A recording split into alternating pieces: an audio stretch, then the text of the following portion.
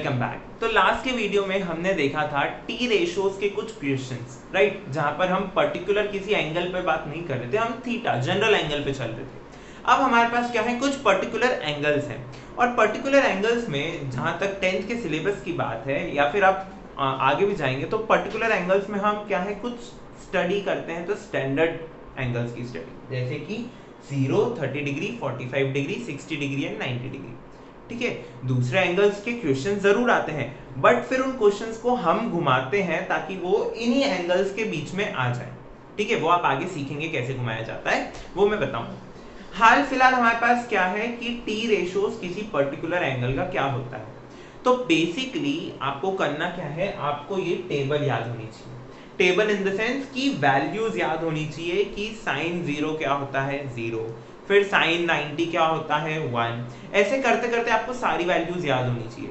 तो अगर आपने देखिए, अगर आपने ये इतनी वैल्यूज भी याद कर ली, इतनी वैल्यूज भी याद कर ली, तो ये तो अपने आप आ जाती है, राइट। क्यों?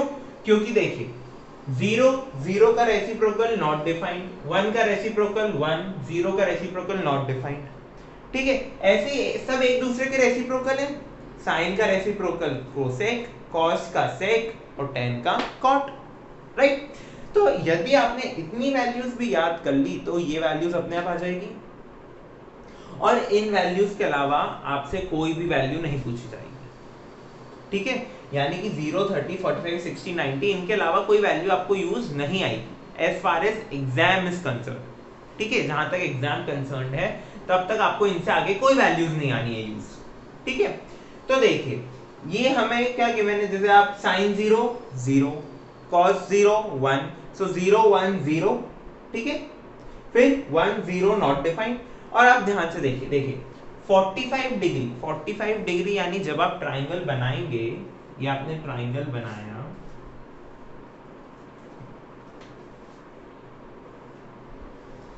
तो ये एंगल 90 डिग्री, एक एंगल अगर 45 डिग्री है तो दूसरा एंगल कितना होगा, दूसरा एंगल भी 45 डिग्री होगा ना, यानी कि ये क्या बनेगा, एक आइसोसेलेस ट्राइंगल बनेगा।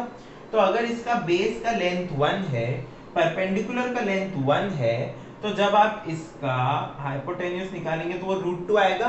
तो आप देखिए निकालिए, sin 45 opposite upon hypotenuse, I mean perpendicular upon hypotenuse, cos 45 base upon hypotenuse, tan 45 perpendicular upon base. ठीक है, तो ये ऐसे क्या हो रहे हैं, सारे एंगल्स डिराइव हो रहे हैं। तो आपसे कोई डेरिवेशन नहीं पूछेगा, आपको क्या है सिर्फ ये वैल्यूज याद होनी चाहिए, ताकि जब आपको क्वेश्चंस गिवन हो, जब आपको क्वेश्चन सॉल्व करने हो, तब आप ये वैल्यूज पुट कर सकें। ठीक है, तो हम क्या करते हैं, जल्दी से इनके क्वेश्चंस देखते हैं और इस चैप्टर को इसी वीडियो में खत्म करते हैं। ओके, चलिए देखिए हमारे पास क्या है, दो क्वेश्चंस हैं। ठीक है, फर्स्ट क्वेश्चन में हमें शो करना है कि this is equal to this, और सेकंड क्वेश्चन में हमें कुछ साइन और कॉस की वैल्यू गिवन और हमें ए और बी जो एंगल्स है उन्हें फाइंड करना है। तो सबसे पहले फर्स्ट क्वेश्चन करते हैं, हम लेके चले एलएचएस को। एलएचएस को आरएचएस के इक्वल प्रूव करना है। एलएचएस यानी लेफ्ट हैंड साइड और आरएचएस यानी राइट हैंड साइड। एलएचएस यानी लेफ्ट हैंड साइड, आरएचएस यानी राइट हैंड साइड, यानी इक्वल टू के लेफ्ट साइड कौन है और इक्वल टू के राइट साइड कौन है, उन दोनों की वैल्यूज इक्वल लानी है। तो देखिए एलएचएस में मेरे पास क्या है, tan 60 degree minus tan 30 degree upon 1 plus tan 60 degree tan 30 degree. क्या करना है हमें, कुछ नहीं करना है, जो हमारी टेबल है उस टेबल की वैल्यू देखनी है, राइट। ये जो हमारी टेबल है, इस टेबल में हमें वैल्यू देखनी है और इस वैल्यू को हमें यहाँ पुट करना है। ठीक है, वैल्यू याद होनी चाहिए।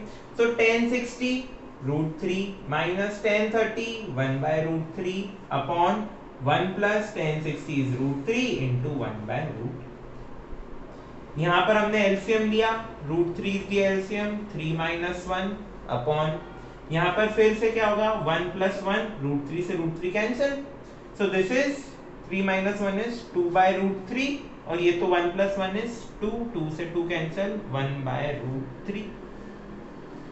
अब आरएचएस देख लेते हैं। देखिए आरएचएस क्या है, tan 30 डिग्री, tan 30 डिग्री क्या होता है 1 by √3। आगे दोनों इक्वल हो गया प्रूफ। कितना सिंपल था, कुछ भी नहीं करना था ना, सिर्फ वैल्यू पुट करनी थी। जो हमारी टेबल में वैल्यूज हैं उन्हें याद रखेंगे अगर हम, बस उन वैल्यूज को यहाँ पर हमें पुट करना है। ठीक है, तो चलिए नेक्स्ट क्वेश्चन देखते हैं। ठीक है, मैं इसको इरेज कर देता हूँ ताकि यहाँ पर हम क्या करेंगे, यहाँ पर हम टेबल हमारे सामने रखेंगे। चलिए देखिए हमारे पास क्या है, sine a plus B is equal to 1। सबसे पहले हमने ये उठाया, sine a plus B is equal to 1। तो मुझे क्या देखना है, मुझे ये देखना है कि टेबल में साइन पे वैल्यू 1 कहां पर है, साइन पर वैल्यू 1 कहां पर है। तो जब आप टेबल में देखेंगे तो आपको क्या दिखेगा, साइन 90 इज इक्वल टू 1, यानी कि this is equal to sine 90 degrees. तो जब आप इनको कंपेयर करेंगे तब आप क्या बोल सकते हैं, a plus B is equal to 90 degree. ये हमारी फर्स्ट इक्वेशन आ गई। अब चलिए सेकंड देखते हैं, cos a minus B is equal to root 3/2। तो अब हमें क्या देखना है, अब हमें cos वाला कॉलम देखना है, उसमें देखना है कि रूट 3/2 कहां पर मिल रहा है हमें। तो cos में रूट 3/2 हमें कहां मिल रहा है, cos में रूट 3/2 हमें मिल रहा है cos 30 डिग्री पे। यानी कि जब हम वापस कंपेयर करेंगे तो a minus B is 30 degree. This is my equation 2। कुछ नहीं करा, आप ऐसा करिए, इन दोनों इक्वेशन को ऐड कर दीजिए तो b और b तो cancel. So 2a is equal to 90 plus 30 120 degrees, which implies a is equal to 60 degree. और जब a 60 डिग्री है तो यहां पर जब आप पुट करेंगे तो आपके पास b क्या आ जाएगा, 30 डिग्री। तो यही फाइंड करना था, a और b की value, find a and b। So ultimately हमारा क्वेश्चन क्या बोलता है, हमारा क्वेश्चन ये बोलता है कि हमारे को क्या याद होना चाहिए, हमको क्या याद होना चाहिए, हमें टेबल में जो वैल्यूज हैं साइन कॉस टेन की बेसिकली वो याद होनी चाहिए। कॉसेक सेक और कॉट तो ठीक है, चलिए साइन कोसाइन ये याद है तो वो अपने आप हो जाएगा, ठीक है, उनको रेसिप्रोकली करना है। तो आपको बस ये वैल्यूज याद होनी चाहिए कि किस एंगल पर कितनी वैल्यू है। आप उसको यहाँ पर जो भी गिवन हो उसमें पुट करिए, कंपेयर करिए, अगर प्रूव करना है तो भी पुट करना है, सॉल्व करना हो या इवैल्यूएट करना हो या फाइंड करना हो तो भी पुट करना है। और अगर ऐसा कोई क्वेश्चन हो तो आपको क्या करना है, कंपेयर करना है, ठीक है, एंगल को कंपेयर करना है। सो इस वीडियो को यहीं खत्म करते हैं। इस वीडियो में हमने क्या देखा, हमने देखा टी रेशियोस यानी trigonometric ratios of particular angles. और कौन से particular angles, 0 degrees, 30 degrees, 45 degrees, 60 degrees and 90 degrees. ठीक है, अब जैसे सपोज करिए, खत्म करने से पहले सपोज करिए आपको किसी ने बोला कि tan 45 डिग्री आपको है और tan स्क्वायर 45 डिग्री निकालना है।